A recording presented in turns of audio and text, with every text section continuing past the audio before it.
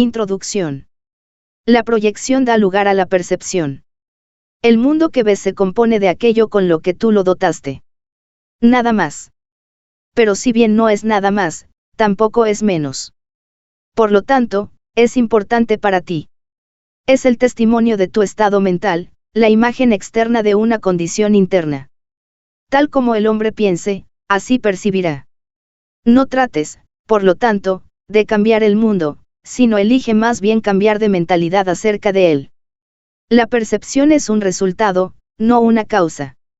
Por eso es por lo que el concepto de grados de dificultad en los milagros no tiene sentido. Todo lo que se contempla a través de la visión es sano y santo. Nada que se perciba sin ella tiene significado.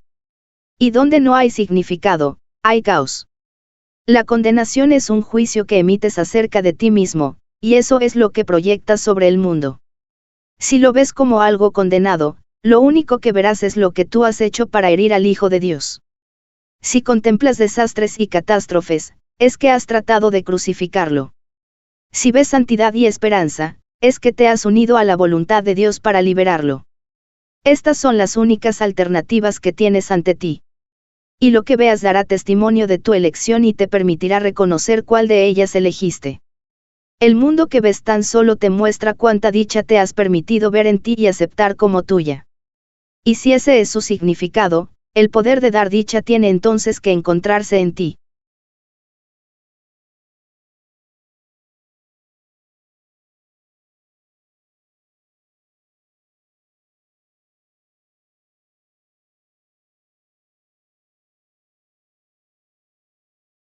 La canción olvidada. No te olvides nunca de que el mundo que ven los ciegos tiene que ser imaginario, pues desconocen el verdadero aspecto del mundo. Tienen que inferir lo que se puede ver basándose en datos que son siempre indirectos y reformular sus deducciones según tropiezan y se caen debido a lo que no reconocieron, o bien pasar sin sufrir daño alguno a través de puertas abiertas que ellos creían cerradas. Y lo mismo ocurre contigo. Tú no ves. Las indicaciones en las que te basas para llegar a tus conclusiones son erróneas, y por eso tropiezas y te caes encima de las piedras que no viste, sin darte cuenta de que puedes atravesar las puertas que, aunque creías que estaban cerradas, se encuentran abiertas para los ojos que no ven, esperando a darte la bienvenida. Qué descabellado es tratar de juzgar aquello que simplemente se podría ver. No es necesario imaginar qué aspecto debe tener el mundo. Antes de que lo puedas reconocer como lo que es, tienes que verlo. Se te puede mostrar qué puertas están abiertas, para que así puedas ver dónde radica la seguridad, qué camino conduce a las tinieblas y cuál a la luz. Los juicios siempre te darán indicaciones falsas, pero la visión te muestra por dónde ir. ¿Por qué tratar de adivinarlo? No hay que sufrir para aprender. Las lecciones benévolas se asimilan con júbilo y se recuerdan felizmente. Deseas aprender lo que te hace feliz y no olvidarte de ello. No es esto lo que niegas. Lo que te preguntas es si los medios a través de los cuales se aprende este curso conducen a la felicidad que promete o no. Si creyeses que sí, no tendrías dificultad alguna para aprender el curso. Todavía no eres un estudiante feliz porque aún no estás seguro de que la visión pueda aportarte más de lo que los juicios te ofrecen, y has aprendido que no puedes tener ambas cosas. Los ciegos se acostumbran a su mundo adaptándose a él. Creen saber cómo desenvolverse en él. Han aprendido a hacerlo, pero no a través de lecciones gozosas, sino a través de la dura necesidad impuesta por las limitaciones que no creían poder superar. Y como todavía lo siguen creyendo, tienen en gran estima a esas lecciones y se aferran a ellas porque no pueden ver. No entienden que son las lecciones en sí las que los mantienen ciegos. Eso no lo creen. Y así, conservan el mundo que aprendieron a ver en su imaginación, creyendo que solo pueden elegir entre eso o nada. Odian el mundo que aprendieron a conocer mediante el dolor. Y todo lo que creen que habita en él solo sirve para recordarles que están incompletos y que se les ha privado injustamente de algo. Por lo tanto, definen su vida y dónde viven, y se adaptan a ello tal como creen que deben hacerlo, temerosos de perder lo poco que tienen. Y lo mismo ocurre con todos aquellos que consideran que lo único que tanto ellos como sus hermanos tienen es el cuerpo. Tratan de comunicarse entre sí, y fracasan una y otra vez. Y se adaptan a la soledad, pues creen que conservar el cuerpo es proteger lo poco que tienen. Presta atención, y mira a ver si te puedes acordar de lo que vamos a hablar ahora. Escucha, tal vez puedas captar un leve atisbo de un estado inmemorial que no has olvidado del todo, tal vez sea un poco nebuloso, mas no te es totalmente desconocido, como una canción cuyo título olvidaste hace mucho tiempo, así como las circunstancias en las que la oíste. No puedes acordarte de toda la canción, sino solo de algunas notas de la melodía, y no puedes asociarla con ninguna persona o lugar, ni con nada en particular. Pero esas pocas notas te bastan para recordar cuán bella era la canción, cuán maravilloso el paraje donde la escuchaste y cuánto amor sentiste por los que allí estaban escuchándola contigo. Las notas no son nada. Sin embargo, las has conservado, no por ellas mismas, sino como un dulce recordatorio de lo que te haría llorar si recordases cuán querido era para ti. Podrías acordarte, pero tienes miedo, pues crees que perderías el mundo que desde entonces has aprendido a conocer. Sin embargo, sabes que nada en este mundo es ni la sombra de aquello que tanto amaste. Escucha y mira a ver si te acuerdas de una canción muy vieja que sabías hace mucho tiempo y que te era más preciada que cualquier otra melodía que te hayas enseñado a ti mismo desde entonces. Más allá del cuerpo, del sol y de las estrellas, más allá de todo lo que ves, y, sin embargo, en cierta forma familiar para ti, hay un arco de luz dorada que al contemplarlo se extiende hasta volverse un círculo enorme y luminoso. El círculo se llena de luz ante tus ojos. Sus bordes desaparecen, y lo que había dentro deja de estar contenido. La luz se expande y envuelve todo, extendiéndose hasta el infinito y brillando eternamente sin interrupciones ni límites de ninguna clase. Dentro de ella todo está unido en una continuidad perfecta. Es imposible imaginar que pueda haber algo que no esté dentro de ella, pues no hay lugar del que esta luz esté ausente. Esta es la visión del Hijo de Dios, a quien conoces bien. He aquí lo que ve el que conoce a su Padre. He aquí el recuerdo de lo que eres, una parte de ello que contiene todo ello dentro de sí, y que está tan inequívocamente unida a todo como todo está unido en ti. Acepta la visión que te puede mostrar esto y no el cuerpo. Te sabes esa vieja canción, y te la sabes muy bien. Nada te será jamás tan querido como este himno inmemorial de amor que el Hijo de Dios todavía le canta a su Padre. Y ahora los ciegos pueden ver, pues esa misma canción que entonan en honor de su Creador los alaba a ellos también. La ceguera que inventaron no podrá resistir el vibrante recuerdo de esta canción. Y contemplarán la visión del Hijo de Dios, al recordar quién es aquel al que cantan. Que es un milagro, sino este recordar. Y hay alguien en quien no se encuentre esta memoria. La luz en uno despierta la luz en los demás. Y cuando la ves en tu hermano, la recuerdas por todos.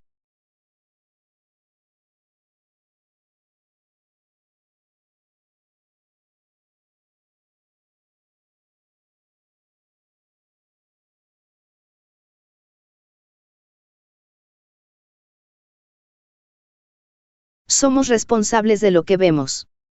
Hemos repetido cuán poco se te pide para que aprendas este curso. Es la misma pequeña dosis de buena voluntad que necesitas para que toda tu relación se transforme en dicha, el pequeño regalo que le ofreces al Espíritu Santo a cambio del cual Él te da todo, lo poco sobre lo que se basa la salvación, el pequeño cambio de mentalidad por el que la crucifixión se transforma en resurrección. Y puesto que es cierto, es tan simple que es imposible que no se entienda perfectamente. Puede ser rechazado, pero no es ambiguo. Y si decides oponerte a ello, no es porque sea incomprensible, sino más bien porque ese pequeño costo parece ser, a tu juicio, un precio demasiado alto para pagar por la paz. Esto es lo único que tienes que hacer para que se te conceda la visión, la felicidad, la liberación del dolor y el escape del pecado. Di únicamente esto, pero dilo de todo corazón y sin reservas, pues en ello radica el poder de la salvación. Soy responsable de lo que veo. Elijo los sentimientos que experimento y decido el objetivo que quiero alcanzar. Y todo lo que parece sucederme yo mismo lo he pedido, y se me concede tal como lo pedí. No te engañes por más tiempo pensando que eres impotente ante lo que se te hace. Reconoce únicamente que estabas equivocado, y todos los efectos de tus errores desaparecerán. Es imposible que el Hijo de Dios pueda ser controlado por sucesos externos a él. Es imposible que él mismo no haya elegido las cosas que le suceden. Su poder de decisión es lo que determina cada situación en la que parece encontrarse, ya sea por casualidad o por coincidencia. Y ni las coincidencias ni las casualidades son posibles en el universo tal como Dios lo creó, fuera del cual no existe nada. Si sufres es porque decidiste que tu meta era el pecado. Si eres feliz, es porque pusiste tu poder de decisión en manos de aquel que no puede sino decidir a favor de Dios por ti. Este es el pequeño regalo que le ofreces al Espíritu Santo, y hasta esto Él te da para que te lo des a ti mismo. Pues mediante este regalo se te concede el poder de liberar a tu Salvador para que Él a su vez te pueda dar la salvación a ti. No resientas tener que dar esta pequeña ofrenda, pues si no la das seguirás viendo el mundo tal como lo ves ahora. Mas si la das, todo lo que ves desaparecerá junto con él. Nunca se dio tanto a cambio de tan poco. Este intercambio se efectúa y se conserva en el instante santo. Ahí, el mundo que no deseas se lleva ante el que sí deseas. Y el mundo que sí deseas se te concede, puesto que lo deseas. Mas para que esto tenga lugar, debes primero reconocer el poder de tu deseo. Tienes que aceptar su fuerza, no su debilidad. Tienes que percibir que lo que es tan poderoso como para construir todo un mundo puede también abandonarlo, y puede asimismo aceptar corrección si está dispuesto a reconocer que estaba equivocado. El mundo que ves no es sino el testigo fútil de que tenías razón. Es un testigo demente. Tú le enseñaste cuál tenía que ser su testimonio, y cuando te lo repitió, lo escuchaste y te convenciste a ti mismo de que lo que decía haber visto era verdad. Has sido tú quien se ha causado todo esto a sí mismo. Solo con que comprendieses esto, comprenderías también cuán circular es el razonamiento en que se basa tu visión. Eso no fue algo que se te dio. Ese fue el regalo que tú te hiciste a ti mismo y que le hiciste a tu hermano. Accede, entonces, a que se le quite y a que sea reemplazado por la verdad. Y a medida que observes el cambio que tiene lugar en él, se te concederá poder verlo en ti mismo. Tal vez no veas la necesidad de hacer esta pequeña ofrenda. Si ese es el caso, examina más detenidamente lo que dicha ofrenda representa. Y no veas en ella otra cosa que el absoluto intercambio de la separación por la salvación. El ego no es más que la idea de que es posible que al Hijo de Dios le puedan suceder cosas en contra de su voluntad, y, por ende, en contra de la voluntad de su Creador, la cual no puede estar separada de la suya. Con esta idea fue con lo que el Hijo de Dios reemplazó su voluntad, en rebelión de mente contra lo que no puede sino ser eterno. Dicha idea es la declaración de que él puede privar a Dios de su poder y quedarse con él para sí mismo, privándose de este modo de lo que Dios dispuso para él. Y es esta descabellada idea la que has entronado en tus altares y a la que rindes culto. Y todo lo que supone una amenaza para ella parece atacar tu fe, pues en ella es donde la has depositado. No pienses que te falta fe, pues tu creencia y confianza en dicha idea son ciertamente firmes. El Espíritu Santo puede hacer que tengas fe en la santidad, y darte visión para que la puedas ver fácilmente. Mas no has dejado libre y despejado el altar donde a estos dones les corresponde estar. Y donde ellos debieran estar, has colocado tus ídolos, los cuales has consagrado a otra cosa. A esa otra voluntad que parece decirte lo que ha de ocurrir, le confieres realidad. Por lo tanto, aquello que te demostraría lo contrario no puede por menos que parecerte irreal. Lo único que se te pide es que le hagas sitio a la verdad. No se te pide que inventes o que hagas lo que está más allá de tu entendimiento. Lo único que se te pide es que dejes entrar a la verdad, que ceses de interferir en lo que ha de acontecer de por sí y que reconozcas nuevamente la presencia de lo que creíste haber desechado. Accede, aunque solo sea por un instante, a dejar tus altares libres de lo que habías depositado en ellos, y no podrás sino ver lo que realmente se encuentra allí. El instante santo no es un instante de creación, sino de reconocimiento. Pues el reconocimiento procede de la visión y de la suspensión de todo juicio. Solo entonces es posible mirar dentro de uno mismo y ver lo que no puede sino estar allí, claramente a la vista y completamente independiente de cualquier inferencia o juicio. Deshacer no es tu función, pero sí depende de ti el que le des la bienvenida o no. La fe y el deseo van de la mano, pues todo el mundo cree en lo que desea. Ya hemos dicho que hacerse ilusiones es la manera en que el ego lidia con lo que desea para tratar de convertirlo en realidad. No hay mejor demostración del poder del deseo, y, por ende, de la fe, para hacer que sus objetivos parezcan reales y posibles. La fe en lo irreal conduce a que se tengan que hacer ajustes en la realidad para que se amolde al objetivo de la locura. El objetivo del pecado induce a la percepción de un mundo temible para justificar su propósito. Verás aquello que desees ver. Y si la realidad de lo que ves es falsa, lo defenderás no dándote cuenta de todos los ajustes que has tenido que hacer para que ello sea como lo ves. Cuando se niega la visión, la confusión entre causa y efecto es inevitable. El propósito ahora es mantener la causa oculta del efecto y hacer que el efecto parezca ser la causa. Esta aparente autonomía del efecto permite que se le considere algo independiente, y capaz de ser la causa de los sucesos y sentimientos que su hacedor cree que el efecto suscita. Anteriormente hablamos de tu deseo de crear a tu propio creador, y de ser el padre y no el hijo de él. Este es el mismo deseo. El hijo es el efecto que quiere negar a su causa. Y así, él parece ser la causa y producir efectos reales. Pero lo cierto es que no puede haber efectos sin causa, y confundir ambas cosas es simplemente no entender ninguna de las dos. Es tan esencial que reconozcas que tú has fabricado el mundo que ves, como que reconozcas que tú no te creaste a ti mismo. Pues se trata del mismo error. Nada que tu creador no haya creado puede ejercer influencia alguna sobre ti. Y si crees que lo que hiciste puede dictarte lo que debes ver y sentir, y tienes fe en que puede hacerlo, estás negando a tu creador y creyendo que tú te hiciste a ti mismo. Pues si crees que el mundo que construiste tiene el poder de hacer de ti lo que se le antoje, estás confundiendo padre e hijo, fuente y efecto. Las creaciones del hijo son semejantes a las de su padre. Mas al crearlas, el hijo no se engaña a sí mismo pensando que él es independiente de su fuente. Su unión con ella es la fuente de su capacidad para crear. Aparte de esto no tiene poder para crear, y lo que hace no significa nada, no altera nada en la creación, depende enteramente de la locura de su hacedor y ni siquiera podría servir para justificarla. Tu hermano cree que él fabricó el mundo junto contigo. De este modo, niega la creación, y cree, al igual que tú, que el mundo que fabricó lo engendró a él. De este modo, niega haberlo fabricado. Mas la verdad es que tanto tú como él fuisteis creados por un Padre amoroso, que os creó juntos y como uno solo. Ve lo que prueba lo contrario, y estarás negando toda tu realidad.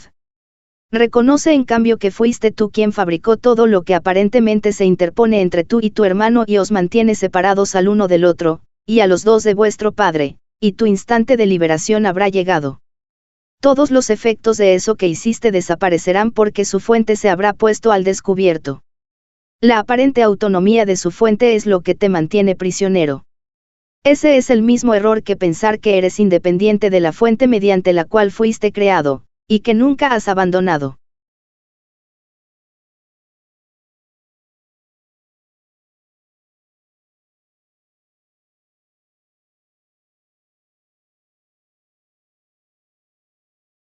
Fe, creencia y visión.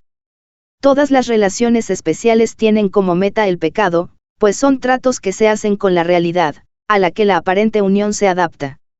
No te olvides de esto, hacer tratos es fijar límites, y no podrás sino odiar a cualquier hermano con el que tengas una relación parcial.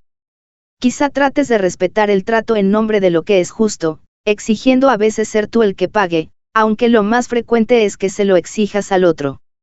Al hacer lo que es justo, pues, tratas de mitigar la culpabilidad que emana del propósito que aceptaste para la relación. Y por eso el Espíritu Santo tiene que cambiar su propósito para que sea de utilidad para él e inofensiva para ti. Si aceptas este cambio, habrás aceptado la idea de hacerle sitio a la verdad. La fuente del pecado habrá desaparecido. Tal vez te imagines que todavía experimentas sus efectos, pero el pecado ha dejado de ser tu propósito y ya no lo quieres más. Nadie permite que su propósito sea reemplazado mientras todavía lo siga deseando, pues nada se quiere y se protege más que un objetivo que la mente haya aceptado. Lo perseguirá, sombría o felizmente, pero siempre con fe y con la perseverancia que la fe inevitablemente trae consigo. El poder de la fe jamás se puede reconocer si se deposita en el pecado. Pero siempre se reconoce si se deposita en el amor. ¿Por qué te resulta tan extraño que la fe pueda mover montañas? En realidad, esa es una hazaña insignificante para semejante poder.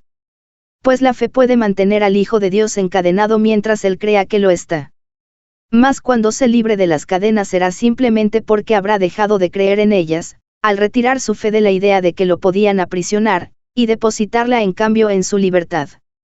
Es imposible tener fe en dos orientaciones opuestas.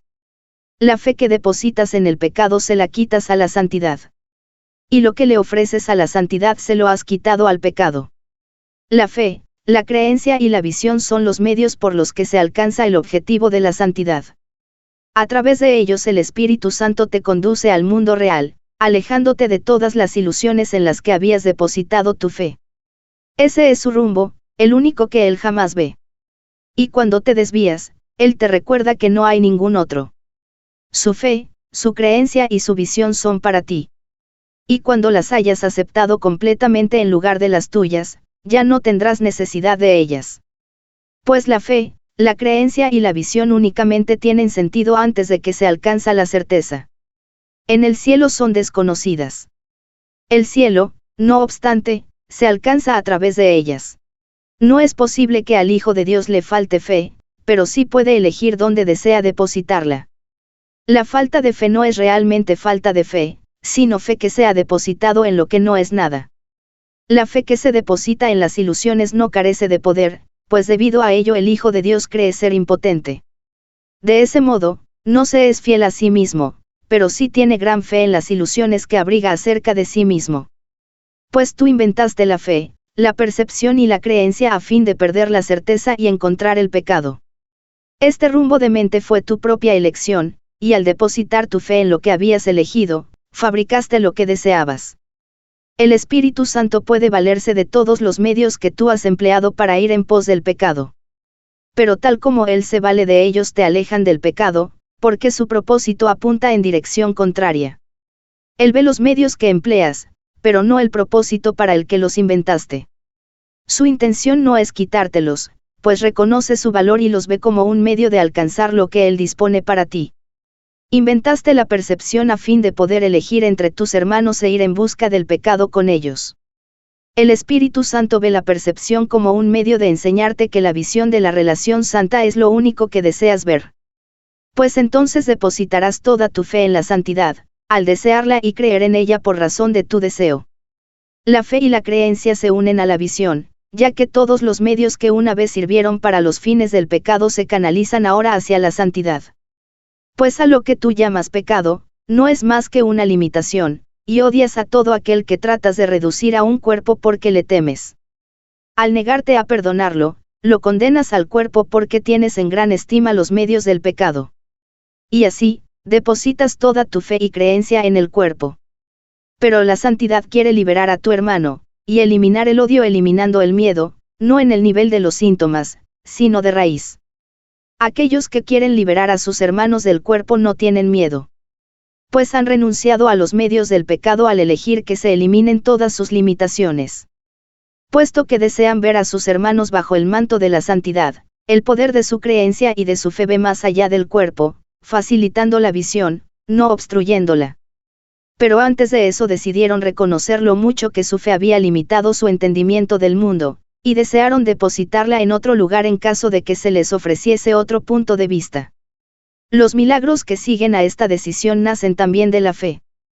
Pues a todos aquellos que eligen apartar su mirada del pecado se les concede la visión y se les conduce a la santidad. Aquellos que creen en el pecado deben pensar que el Espíritu Santo exige sacrificios, pues creen que esa es la manera de alcanzar su objetivo. Hermano, el Espíritu Santo sabe que el sacrificio no aporta nada. Él no hace tratos. Y si intentas imponerle límites, lo odiarás porque tendrás miedo de él. El regalo que él te ha hecho es mucho más valioso que cualquier otra cosa a este lado del cielo. El momento en que esto se ha de reconocer está al llegar. Une tu conciencia a lo que ya está unido.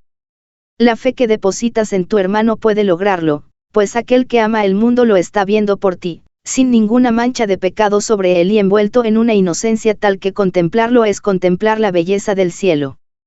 Tu fe en el sacrificio ha hecho que éste tenga gran poder ante tus ojos, salvo que no te das cuenta de que no puedes ver debido a él.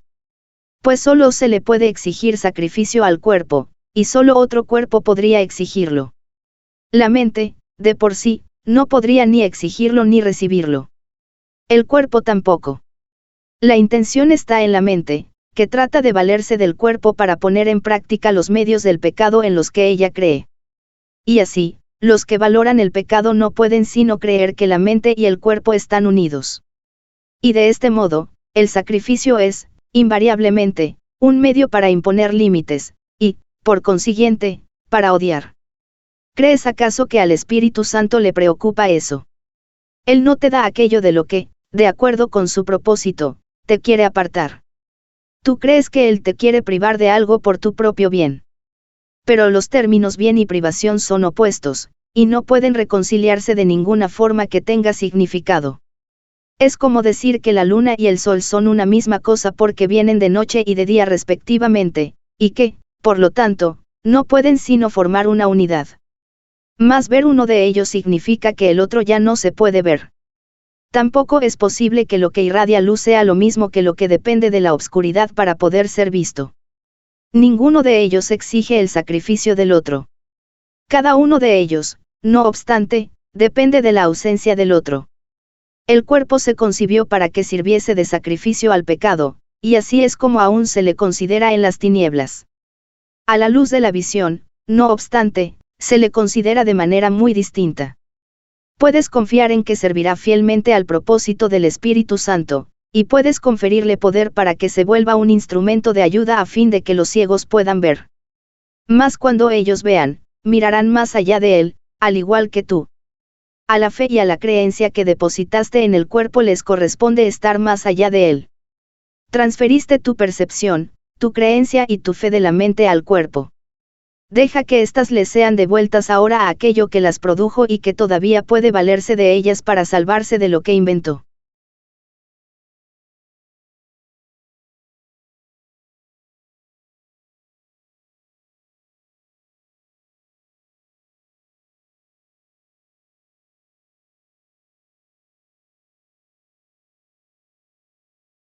El miedo a mirar adentro.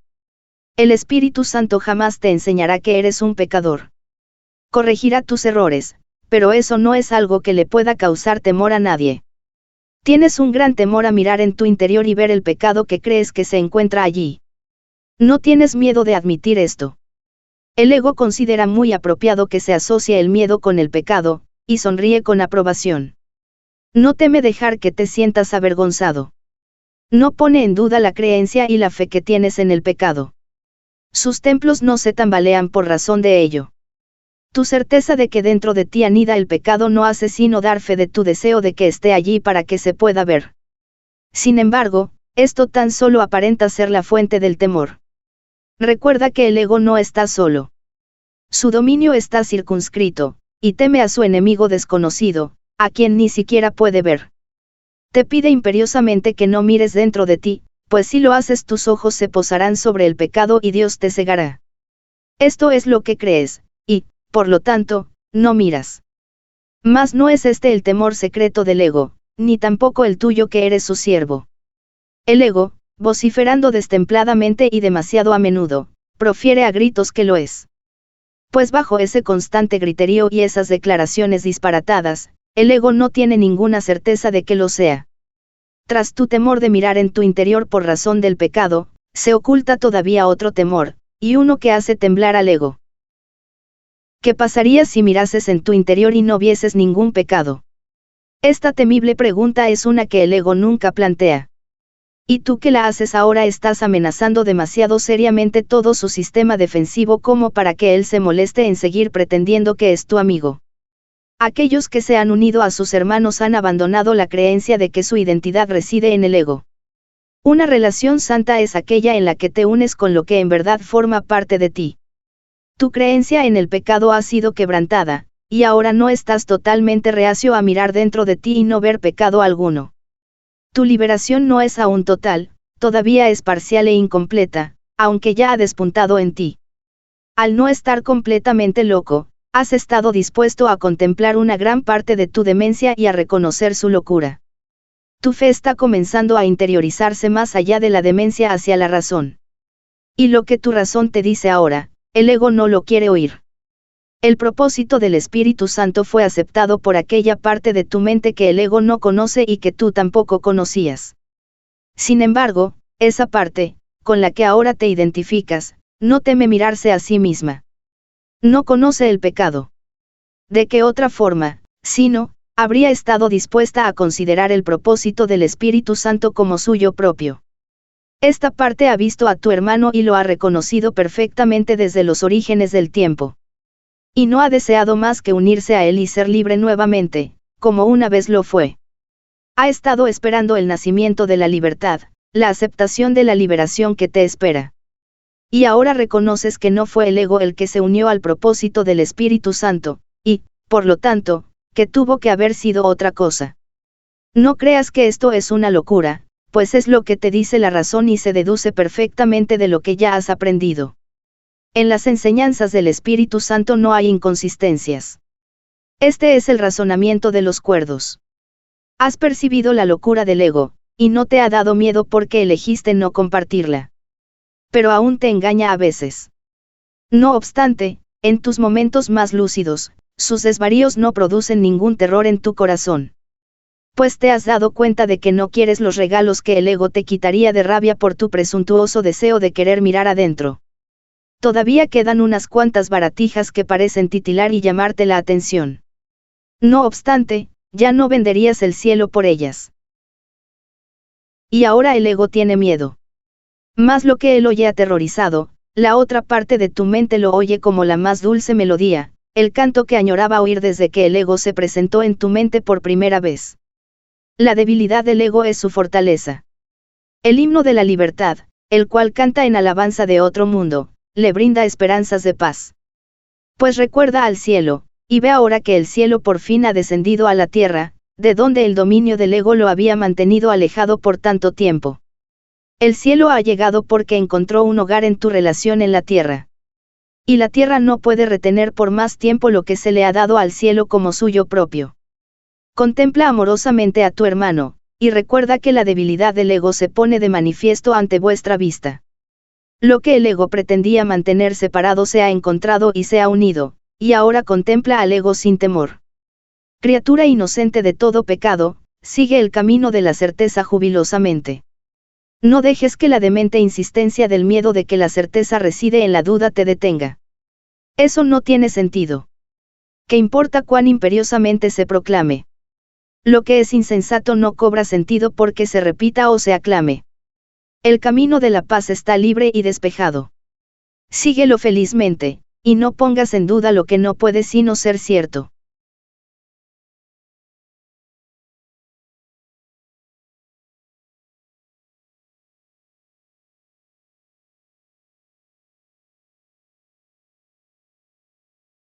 La función de la razón. La percepción selecciona y configura el mundo que ves. Literalmente lo selecciona siguiendo las directrices de la mente. Las leyes del tamaño, de la forma y de la luminosidad tendrían validez, quizá, si otras cosas fuesen iguales. Pero no lo son. Pues es mucho más probable que halles lo que buscas que lo que prefieres pasar por alto. La apacible y queda voz que habla en favor de Dios no se ve ahogada por los estridentes gritos e insensatos arranques de furia con los que el ego acosa a aquellos que desean escucharla. La percepción es una elección, no un hecho. Pero de esta elección depende mucho más de lo que te has dado cuenta hasta ahora. Pues tu creencia acerca de quién eres depende enteramente de la voz que elijas escuchar y de los panoramas que elijas ver. La percepción da testimonio únicamente de esto, nunca de la realidad. Puede mostrarte, no obstante, bajo qué condiciones es posible tener conciencia de la realidad, o aquellas en las que nunca sería posible. La realidad no necesita tu cooperación para ser lo que es. Pero tu conciencia de ella necesita tu ayuda, ya que tener esa conciencia es algo que tú eliges. Si le prestas oídos a los dictados del ego y ves lo que él te indica ver, no podrás sino considerarte a ti mismo insignificante, vulnerable y temeroso. Experimentarás depresión, una sensación de no valer nada, así como sentimientos de inestabilidad e irrealidad. Creerás que eres la desvalida víctima de fuerzas que están más allá de tu control y que son mucho más poderosas que tú. Y creerás que el mundo que fabricaste rige tu destino. Pues tendrás fe en eso. Pero no creas que porque tengas fe en eso, ello pueda hacer que sea real. Hay otra visión y otra voz en las que reside tu libertad que tan solo están aguardando tu decisión. Y si depositas tu fe en ellas, percibirás otro ser en ti. Este otro ser considera que los milagros son algo natural. Pues son tan simples y naturales para él como respirar lo es para el cuerpo. Constituyen la respuesta obvia a las peticiones de ayuda, que es la única que él ofrece. Los milagros le parecen antinaturales al ego porque no entiende cómo es posible que mentes separadas puedan influenciarse unas a otras. Y si estuviesen separadas ciertamente no podrían hacerlo. Pero las mentes no pueden estar separadas. Este otro ser es perfectamente consciente de esto. Y así, reconoce que los milagros no afectan la mente de otro, sino la suya propia. Los milagros siempre cambian tu mente, pues no hay ninguna otra. No te das cuenta de hasta qué punto la idea de la separación ha interferido en el ejercicio de la razón. La razón mora en el otro ser que has excluido de tu conciencia. Y nada de lo que has permitido que permanezca en ella es capaz de razonar. ¿Cómo va a ser posible que aquel segmento de la mente que está desprovisto de razón pueda entender lo que es la razón, o comprender la información que ésta le podría suministrar? De ese segmento pueden surgir todo tipo de preguntas, pero dado que la pregunta, básica solo puede proceder de la razón, él jamás la podrá plantear. Al igual que todo lo que procede de la razón, la pregunta básica es simple y obvia, si bien, aún no se ha planteado. Mas no creas que la razón no la podría contestar. El plan de Dios para tu salvación no se habría podido establecer sin tu voluntad y consentimiento. Tuvo que haber sido aceptado por el Hijo de Dios, pues lo que Dios dispone para él no puede sino aceptarlo. Y Dios no dispone nada sin su Hijo, ni su voluntad depende del tiempo para consumarse. Por lo tanto, lo que se unió a la voluntad de Dios tiene que encontrarse en ti ahora, puesto que es eterno. Tienes que haber reservado un lugar en el que el Espíritu Santo puede morar, y donde ya se encuentra. Él tiene que haber estado ahí desde que surgió la necesidad de él, la cual quedó satisfecha en ese mismo instante. Eso es lo que tu razón te diría, si escuchases. Mas es claro que ese no es el razonamiento del ego. El hecho de que la naturaleza de tu razón le sea ajena al ego, es prueba de que no hallarás la respuesta en él. No obstante, si esto es así, dicha respuesta tiene que existir. Y si existe para ti, y su propósito es tu libertad, debes ser libre de encontrarla. El plan de Dios es muy simple, nunca es indirecto ni se derrota a sí mismo. Dios no tiene otros pensamientos excepto los que extienden su ser, y en esto tu voluntad tiene que estar incluida. Así pues, debe haber una parte en ti que conoce su voluntad y la comparte. No tiene sentido preguntar si lo que tiene que ser como es, lo es. Pero sí tiene sentido preguntar por qué no eres consciente de lo que no puede sino ser como es, pues debe haber una respuesta para ello si al plan de Dios para tu salvación no le falta nada. Y no puede faltarle nada porque su fuente no conoce la incompleción. ¿Y dónde podría encontrarse la respuesta sino en la fuente? ¿Y dónde estás tú sino allí donde se encuentra esa misma respuesta? Tu identidad, que es un efecto tan verdadero de esa fuente como lo es la respuesta, tiene, por lo tanto, que estar unida a ella y ser lo mismo que ella. Por supuesto que sabes esto, y mucho más que esto.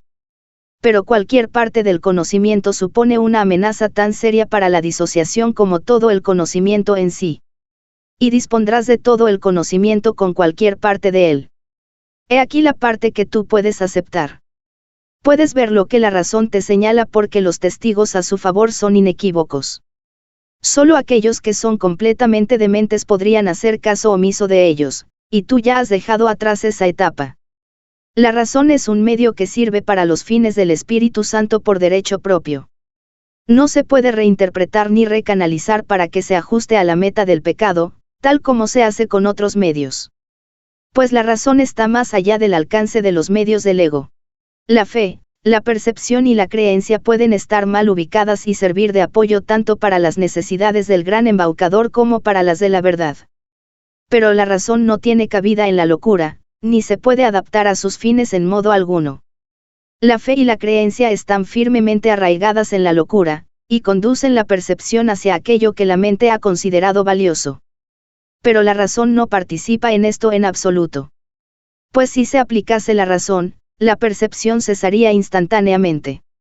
La razón no forma parte de la demencia, pues ésta depende enteramente de la ausencia de aquella. El ego nunca hace uso de la razón porque no es consciente de su existencia. Los que son parcialmente locos tienen acceso a ella, y solo ellos la necesitan. El conocimiento no depende de la razón, y la locura la mantiene afuera. La parte de la mente donde reside la razón se consagró, de acuerdo con tu voluntad en unión con la de tu Padre, al deshacimiento de la demencia. Ahí el propósito del Espíritu Santo se aceptó y consumó simultáneamente. La razón le es ajena a la demencia, y aquellos que hacen uso de ella han adquirido un medio que no puede dedicarse al pecado. El conocimiento está mucho más allá de lo que se puede lograr. Pero la razón puede servir para abrir las puertas que tú le cerraste. Ya estás muy cerca de esto. Tu fe y tus creencias han cambiado y has hecho la pregunta que el ego nunca haría.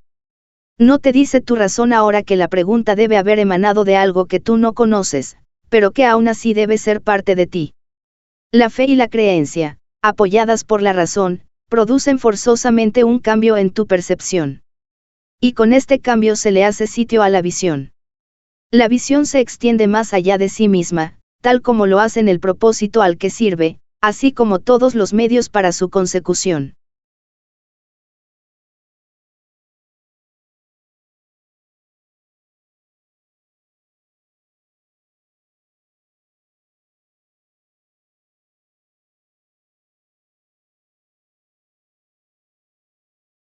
La razón en contraposición a la locura.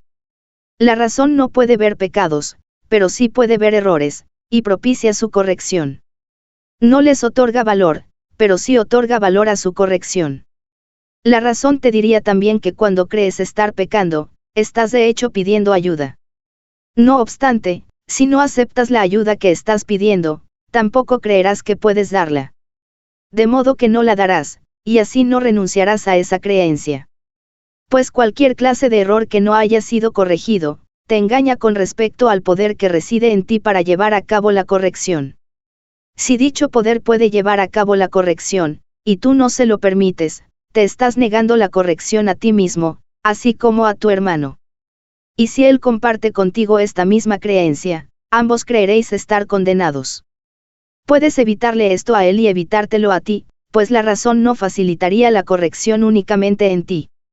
No puedes aceptar o rechazar la corrección sin incluir a tu hermano. El pecado mantendría que sí puedes.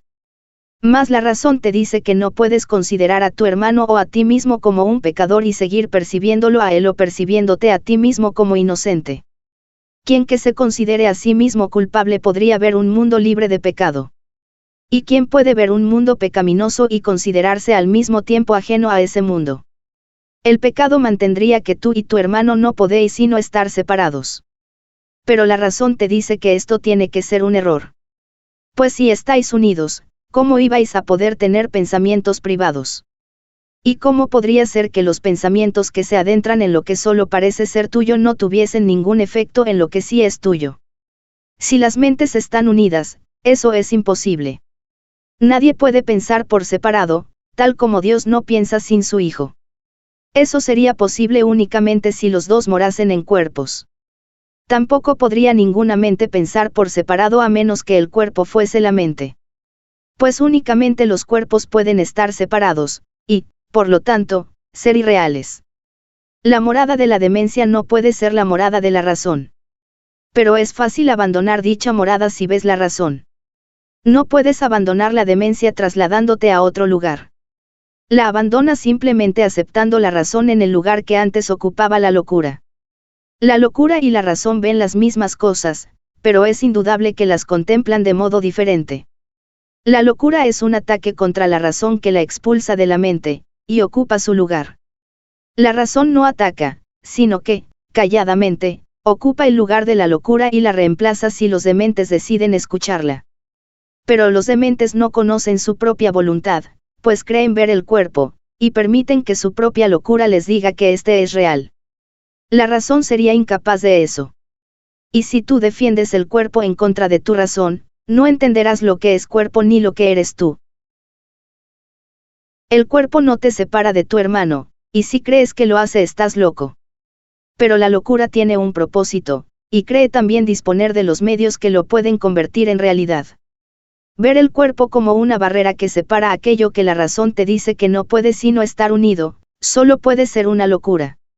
Y no lo podrías ver de ese modo si escuchases la voz de la razón. ¿Qué puede haber que se interponga entre lo que es un continuo? Y si nada se interpone, ¿cómo se podría excluir de otras partes lo que pasa a formar parte de cualquiera de ellas? Esto es lo que la razón te diría. Más piensa en lo que tendrías que admitir si esto fuese así. Si eliges el pecado en vez de la curación, estás condenando al Hijo de Dios a aquello que jamás puede ser corregido. Le dices, con tu elección, que está condenado, separado de ti y de su Padre para siempre, y sin esperanza de jamás poder retornar a salvo. Eso es lo que le enseñas, y aprenderás de él exactamente lo que le enseñes. Pues lo único que le puedes enseñar es que él es como tú quieres que él sea, y lo que eliges que él sea es lo que eliges para ti. Mas no pienses que esto es temible. Que estás unido a él es un hecho, no una interpretación. ¿Cómo puede un hecho ser temible a menos que esté en desacuerdo con lo que tienes en más estima que la verdad? La razón te diría que este hecho es tu liberación. Ni tu hermano ni tú podéis ser atacados por separado. Ni tampoco puede ninguno de vosotros aceptar un milagro sin que el otro no sea igualmente bendecido por él y curado del dolor. La razón, al igual que el amor, desea tranquilizarte, y no es su intención infundirte temor. El poder de curar al Hijo de Dios se te concede a ti porque Él no puede sino ser uno contigo. Tú eres responsable de cómo Él se ve a sí mismo. Y la razón te dice que se te ha concedido poder transformar su mente por completo, la cual es una contigo en solo un instante. Y cualquier instante sirve para llevar a cabo una completa corrección de todos sus errores y restituirle su plenitud. El instante en que elijas ser curado, en ese mismo instante se verá que se ha salvado completamente junto contigo. Se te ha dado la razón para que entiendas que esto es así. Pues la razón, que es tan benévola como la finalidad para la que se emplea, te aleja constantemente de la locura y te conduce hacia el objetivo de la verdad. Y ahí te desharás de la carga que supone negar la verdad. Y esa es la carga que es terrible, no la verdad. En el hecho de que tú y tu hermano estáis unidos reside vuestra salvación, el regalo del cielo, no el del miedo. ¿Consideras acaso que el cielo es una carga para ti? En la locura lo es. Sin embargo, lo que la locura ve tiene que ser disipado por la razón. La razón te asegura que el cielo es lo que quieres y lo único que quieres. Escucha a aquel que te habla con raciocinio y que pone tu razón en armonía con la suya. Resuélvete a dejar que la razón sea el medio por el que él te indique cómo dejar atrás la demencia. No te ocultes tras la demencia para escapar de la razón. Lo que la locura encubriría, el Espíritu Santo lo pone al descubierto para que todo el mundo lo contemple con júbilo. Tú eres el salvador de tu hermano. Él es el tuyo. A la razón le es muy grato hablar de esto. El amor le infundió amor a este plan benevolente. Y lo que el amor planea es semejante a sí mismo en esto, al estar unido a ti, él desea que aprendas lo que debes ser. Y dado que tú eres uno con él, se te tiene que haber encomendado que des lo que él ha dado, y todavía sigue dando. Dedica, aunque solo sea un instante, a la grata aceptación de lo que se te ha encomendado darle a tu hermano, y reconoce con él lo que se os ha dado a ambos. Dar no es más bendito que recibir, pero tampoco es menos. Al Hijo de Dios se le bendice siempre cual uno solo. Y a medida que su gratitud llega hasta ti que le bendijiste, la razón te dirá que es imposible que tú estés excluido de la bendición. La gratitud que Él te ofrece te recuerda las gracias que tu Padre te da por haberlo completado a Él. Y la razón te dice que solo así puedes entender lo que tú debes ser. Tu Padre está tan cerca de ti como tu hermano. Sin embargo, ¿qué podría estar más cerca de ti que tu propio ser? El poder que ejerce sobre el Hijo de Dios no supone una amenaza para su realidad. Por el contrario, solo da testimonio de ella. Y si él ya es libre, ¿dónde podría radicar su libertad sino en él mismo? ¿Y quién podría encadenarle, sino él a sí mismo cuando se niega la libertad?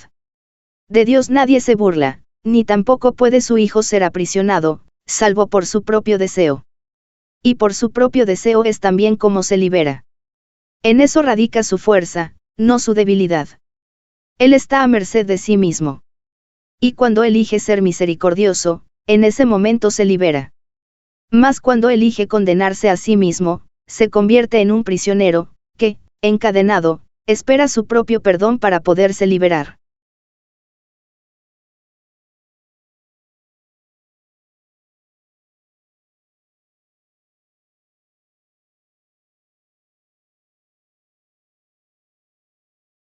La última pregunta que queda por contestar. ¿No te das cuenta de que todo tu sufrimiento procede de la extraña creencia de que eres impotente? Ser impotente es el precio del pecado.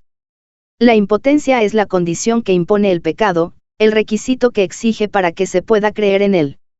Solo los impotentes podrían creer en el pecado. La enormidad no tiene atractivo, excepto para los insignificantes. Y solo los que primero creen ser insignificantes podrían sentirse atraídos por ella. Traicionar al Hijo de Dios es la defensa de los que no se identifican con él. Y tú, o estás de su parte o contra él, o lo amas o lo atacas, o proteges su unidad o lo consideras fragmentado y destruido como consecuencia de tu ataque. Nadie cree que el Hijo de Dios sea impotente. Y aquellos que se ven a sí mismos como impotentes deben creer que no son el Hijo de Dios. ¿Qué podrían ser, entonces, sino su enemigo? ¿Y qué podrían hacer sino envidiarle su poder, y, como consecuencia de su envidia, volverse temerosos de dicho poder? Estos son los siniestros, los silenciosos y atemorizados, los que se encuentran solos e incomunicados, y los que, temerosos de que el poder del Hijo de Dios los aniquile de un golpe, levantan su impotencia contra él. Se unen al ejército de los impotentes, para librar su guerra de venganza, amargura y rencor contra él, a fin de que él se vuelva uno con ellos. Y puesto que no saben que son uno con él, no saben a quién odian. Son en verdad un ejército lamentable, cada uno de ellos tan capaz de atacar a su hermano o volverse contra sí mismo, como de recordar que una vez todos creyeron tener una causa común. Los siniestros dan la impresión de estar frenéticos, de ser vociferantes y fuertes. Mas no saben quién es su enemigo, sino solo que lo odian. El odio los ha congregado, pero ellos no se han unido entre sí. Pues si lo hubieran hecho no serían capaces de abrigar odio.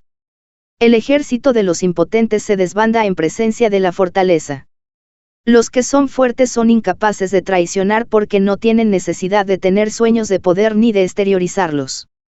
¿De qué manera puede actuar un ejército en sueños? De cualquier manera. Podría vérsele atacando a cualquiera con cualquier cosa. Los sueños son completamente irracionales. En ellos, una flor se puede convertir en una lanza envenenada, un niño en un gigante y un ratón puede rugir como un león. Y con la misma facilidad el amor puede trocarse en odio. Esto no es un ejército, sino una casa de locos. Lo que parece ser un ataque concertado no es más que un pandemonium. El ejército de los impotentes es en verdad débil. No tiene armas ni enemigo. Puede ciertamente invadir el mundo y buscar un enemigo. Pero jamás podrá encontrar lo que no existe. Puede ciertamente soñar que encontró un enemigo, pero este cambia incluso mientras lo está atacando, de modo que corre de inmediato a buscarse otro, y nunca consigue cantar victoria. Y a medida que corre se vuelve contra sí mismo, pensando que tuvo un pequeño atisbo del gran enemigo que siempre elude su ataque asesino convirtiéndose en alguna otra cosa. Cuán traicionero parece ser ese enemigo, que cambia tanto que ni siquiera es posible reconocerlo. El odio, no obstante, tiene que tener un blanco. No se puede tener fe en el pecado sin un enemigo. ¿Quién, que crea en el pecado, podría atreverse a creer que no tiene enemigos? Podría admitir que nadie lo hizo sentirse impotente. La razón seguramente le diría que dejase de buscar lo que no puede ser hallado. Sin embargo, tiene primero que estar dispuesto a percibir un mundo donde no hay enemigos. No es necesario que entienda cómo sería posible que él pudiese ver un mundo así. Ni siquiera debería tratar de entenderlo.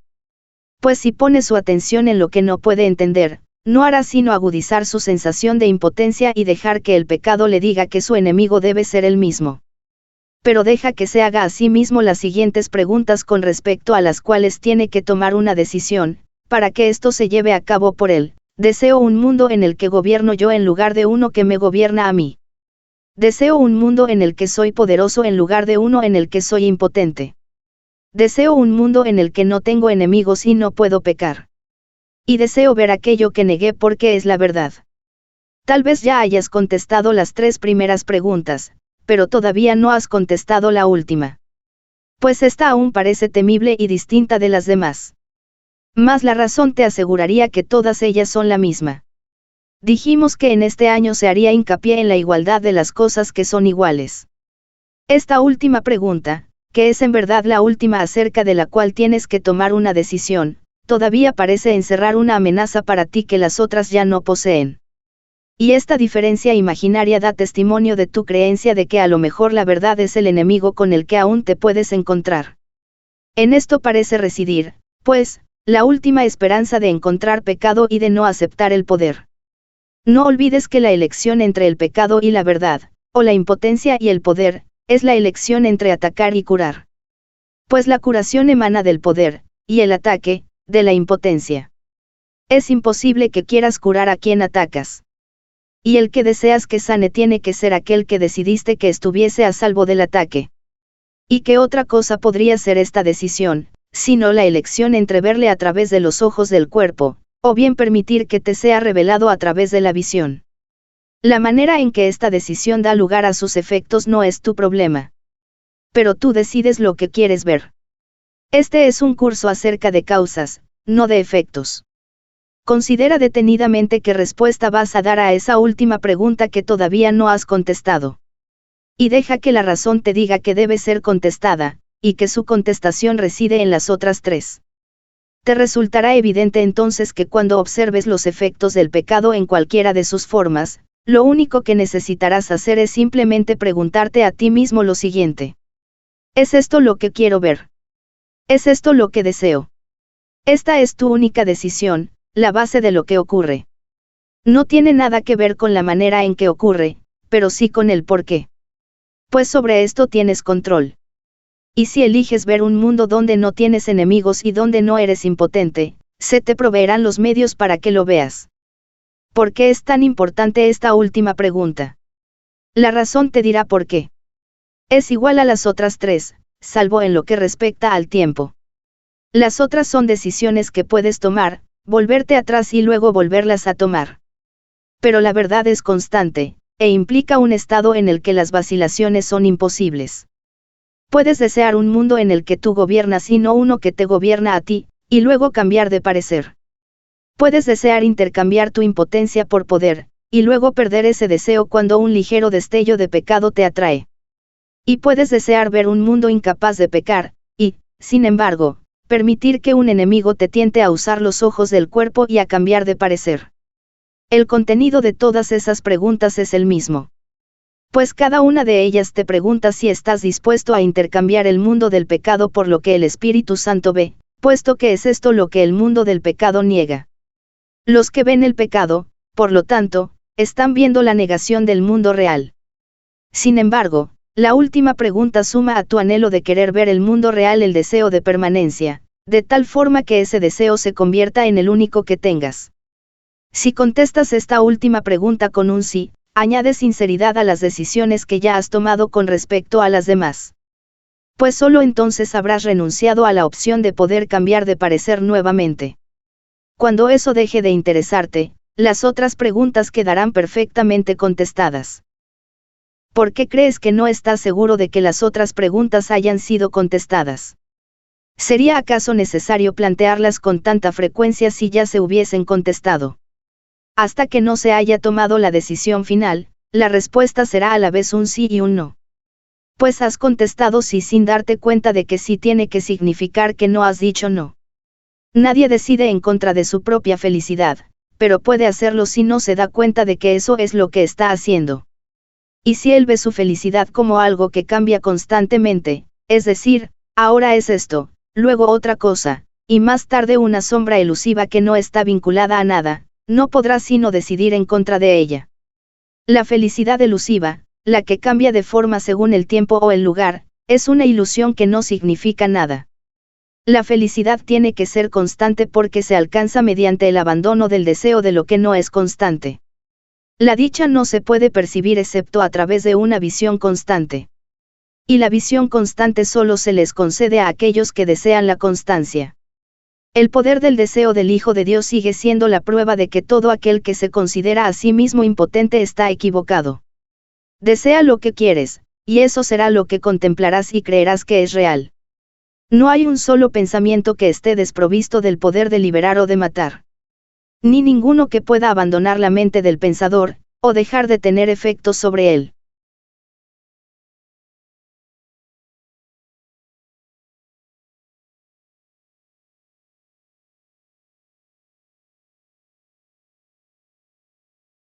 El cambio interno. Son, entonces, peligrosos los pensamientos. Para los cuerpos sí. Los pensamientos que parecen destruir son aquellos que le enseñan al pensador que él puede ser destruido. Y así, muere por razón de lo que aprendió. Pasa de la vida a la muerte, la prueba final de que valoró lo efímero más que lo constante. Seguramente creyó que quería la felicidad. Mas no la deseó porque la felicidad es la verdad, y, por lo tanto, tiene que ser constante. Una dicha constante es una condición completamente ajena a tu entendimiento. No obstante, si pudieses imaginarte cómo sería eso, lo desearías, aunque no lo entendieses. En esa condición de constante dicha no hay excepciones ni cambios de ninguna clase. Es tan inquebrantable como lo es el amor de Dios por su creación. Al estar tan segura de su visión como su creador lo está de lo que él sabe, la felicidad contempla todo y ve que todo es uno. No ve lo efímero, pues desea que todo sea como ella misma, y así lo ve. Nada tiene el poder de alterar su constancia porque su propio deseo no puede ser conmovido. Les llega a aquellos que comprenden que la última pregunta es necesaria para que las demás queden contestadas, del mismo modo en que la paz tiene que llegarles a quienes eligen curar y no juzgar. La razón te dirá que no puedes pedir felicidad de una manera inconsistente. Pues si lo que deseas se te concede, y la felicidad es constante, entonces no necesitas pedirla más que una sola vez para gozar de ella eternamente. Y si siendo lo que es no gozas de ella siempre, es que no la pediste. Pues nadie deja de pedir lo que desea a lo que cree que tiene la capacidad de concedérselo. Tal vez esté equivocado con respecto a lo que pide, dónde lo pide y a qué se lo pide. No obstante, pedirá porque desear algo es una solicitud, una petición, hecha por alguien a quien Dios mismo nunca dejaría de responder. Dios ya le ha dado todo lo que él realmente quiere. Mas aquello de lo que no está seguro, Dios no se lo puede dar. Pues mientras siga estando inseguro es que no lo desea realmente, y la dación de Dios no podría ser completa a menos que se reciba. Tú que completas la voluntad de Dios y que eres su felicidad, tú cuya voluntad es tan poderosa como la suya, la cual es un poder que no puedes perder ni en tus ilusiones, piensa detenidamente por qué razón no has decidido todavía cómo vas a contestar la última pregunta. Tu respuesta a las otras te ha ayudado a estar parcialmente cuerdo. Es la última, no obstante, la que realmente pregunta si estás dispuesto a estar completamente cuerdo. ¿Qué es el instante santo, sino el llamamiento de Dios a que reconozcas lo que Él te ha dado? He aquí el gran llamamiento a la razón, a la conciencia de lo que siempre está ahí a la vista, a la felicidad que podría ser siempre tuya. He aquí la paz constante que podrías experimentar siempre. He aquí revelado ante ti lo que la negación ha negado. Pues aquí la última pregunta ya está contestada, y lo que pides, concedido. Aquí el futuro es ahora, pues el tiempo es impotente ante tu deseo de lo que nunca ha de cambiar. Pues has pedido que nada se interponga entre la santidad de tu relación y tu conciencia de esa santidad.